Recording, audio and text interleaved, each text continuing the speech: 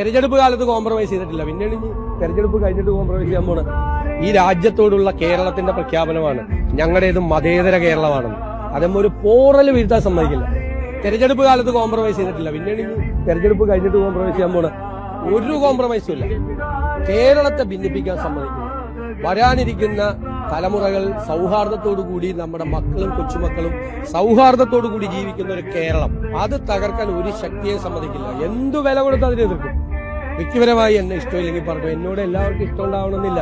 അനിഷ്ടം ഉണ്ടാവും, ചിലപ്പോൾ എന്റെ സ്വഭാവം ഇഷ്ടമല്ലായിരിക്കും.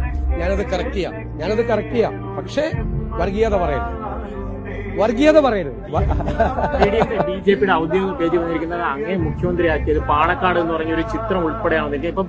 ബിജെപിയുടെ പരിപാടി എന്താണ്? വിദ്വേഷ പ്രചരണമാണ്. ദേശീയ തലത്തിലും സംസ്ഥാന തലത്തിലും അത് ചെയ്തുകൊണ്ടിരിക്കുകയാണ്. വിദ്വേഷ പ്രചരണം നമ്മളെ ഭിന്നിപ്പിക്കാനാണ്. അപ്പൊ നിങ്ങളുടെ കൂട്ടത്തിൽ എത്ര മതവിഭാഗങ്ങളിൽപ്പെട്ട ആളുകളുണ്ട്? നിങ്ങൾ എത്ര ഇതാണ് ഇടയ്ക്കിടയ്ക്ക് ഈ മൈക്ക് വയ്ക്കുമ്പോൾ ഒരു തള്ളലല്ലാതെ ഭയങ്കര സ്നേഹബന്ധവും ഹൃദയബന്ധവും നിങ്ങൾ തമ്മിലില്ലേ? വിവിധ സ്ഥാപനങ്ങളിൽ വർക്ക് ചെയ്യുന്നവര്, അതിലൊരു ഭിന്നിപ്പുണ്ടായാലും ഒന്ന് സങ്കല്പിച്ചു നോക്ക്. എനിക്ക് ഇമാജിൻ ചെയ്യാൻ പോലും പറ്റില്ല. അതൊന്നും സമ്മതിക്കില്ല കേരളം.